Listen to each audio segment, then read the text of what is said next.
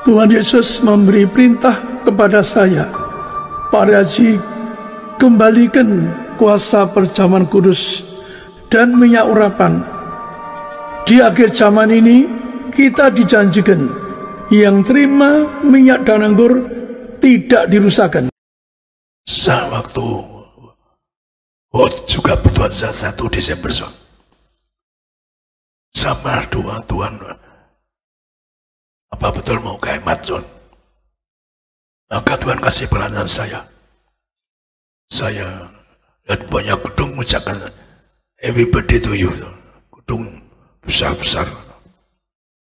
Maka saya kaget semua gedung tuh megah, terang-terang tulis happy birthday to you kepada saya. Saya masuk, dikasih yang jaga, ini jubah ke surga. Bagi saya artinya apa? Artinya saya harus siap sedia bagi Anda yang gedung satu isinya jubah ke surga maka dua Anda siap-siap. Kita tidak tahu kapan Tuhan datang, tidak tahu kapan kiamat, tapi Anda siap-siap juga, siap-siap ke surga. Maka Anda jaga hidupmu, Anda siap-siap ke surga, jaga hidupmu. Para keluarga saling amun, saling setia. Juga katakan jangan sampai Anda suruhan saya, perintah Tuhan, Anda suci berpikir, berkata Tuhan. Mari kita berdoa. Aba, terima kasih atas perintahmu langsung dari surga. Engkau yang akan tambah sebagai juru bisa surga, yaitu menerangkan tingkat kerajaan surga. Apa engkau dengar di surga, sampaikan. Apa engkau lihat, sampaikan. Bahkan engkau pernah melihatkan jemaat di atas lautan manusia di surga. Kalau hamba hari ini juga hamba dibakar neraka, siapa dusta nebusal harus dilempar ke neraka, maka hamba akan menyampaikan juga penglihatan terakhir. Penglihatan yang kau lihatkan itu pada menjelang Desember tahun, hamba diberi jubah persiapan ke surga, tapi juga sebelahnya ada tempat-tempat bersinar. Banyak sekali jubah ke surga, artinya untuk jemaat iblis. Maka artinya mereka mempersiapkan diri ke surga. Kami serahkan setiap kata kalimat sesuai firman-Mu. Hamba sampaikan yaitu penglihatan-Mu.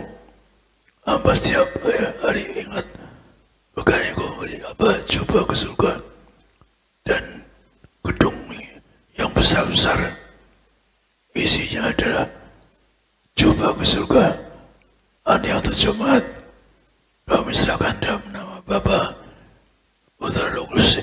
Setiap jemaat dipersiapkan masuk surga akan sepanjang masa dia menjadi Tuhan. Amin.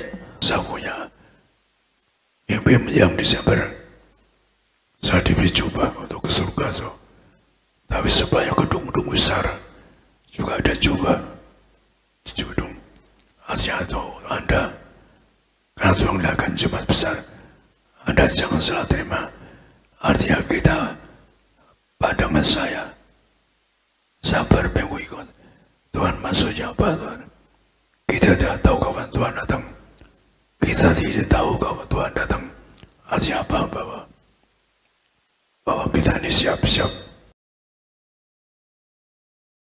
Bulan Desember yang lalu diberi datang, dikasih jubah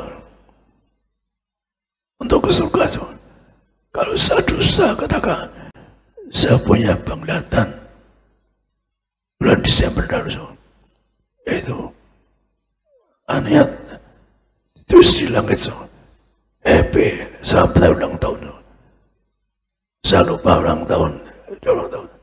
Tapi begitu yuk, gedungnya indah-indah. Maka saya ingin tahu apa isi gedung indah itu. Maka saya disambut orang yang jaga. Kamu ini diberi jubah ke surga, jauh surga. Salah sama apa itu ada apa? Saya harus menjaga Anda ke surga. Kalau Anda boleh dua, kalau masih dusta, warna neraka, Anda boleh dua masih bersama orang lain. Kalau masih bilang diberi coba, cuma disiapkan coba, tapi persiapkan dirimu hidup yang sungguh akan bersuka. Maka Anda akan mengatakan apa? Persiapkan dirimu, renungkan. Anda berdiam diri untuk yang berkedang Tuhan, nyambut untuk pesta di kerajaan surga. Doa saya persiapkan diri. Saya punya tugas menyerukan Anda untuk bertobat dan menanggalkan neraka. Pasti orang neraka karena tidak tobat. Jadi orang neraka orang tidak tobat. Orang Kristen yang tidak tobat. Sebab Anda Kristen tidak tobat, tetap ke neraka.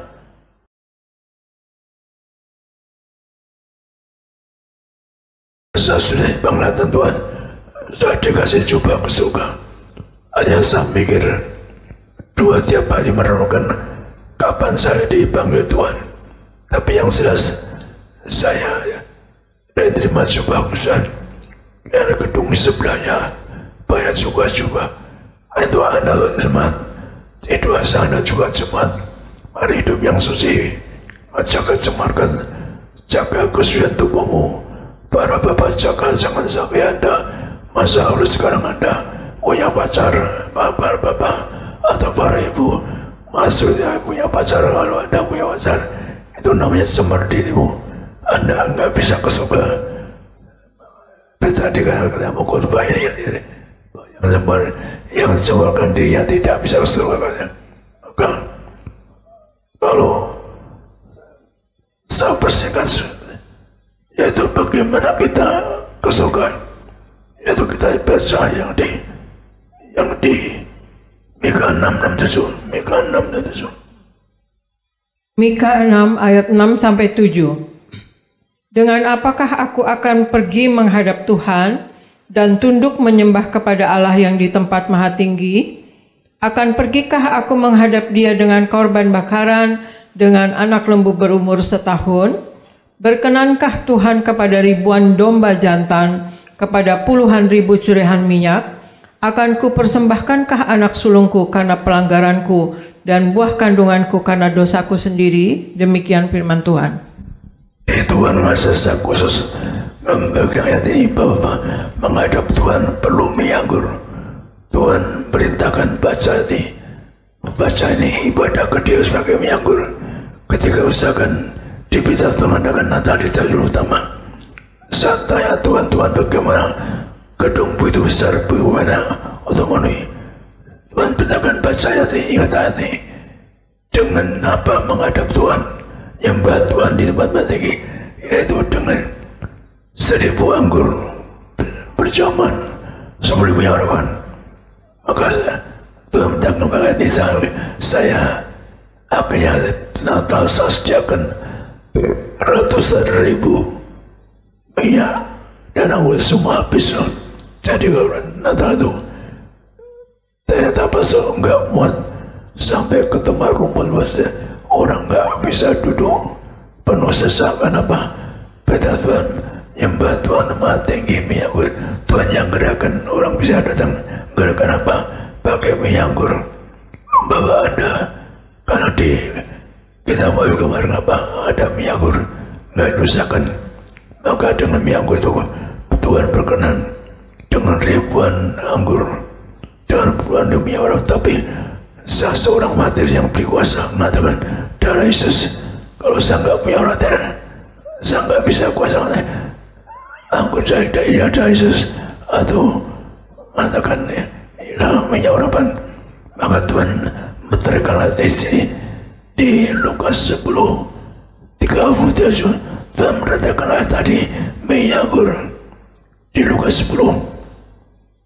Lukas 10 ayat 30-37. Jawab Yesus, adalah seorang yang turun dari Yerusalem ke Yeriko. Ia jatuh ke tangan penyamun-penyamun yang bukan saja merampoknya habis-habisan, tetapi yang juga memukulnya, dan yang sesudah itu pergi meninggalkannya setengah mati. Kebetulan ada seorang imam turun melalui jalan itu. Ia melihat orang itu, tetapi ia melewatinya dari seberang jalan. Demikian juga orang Lewi datang ke tempat itu.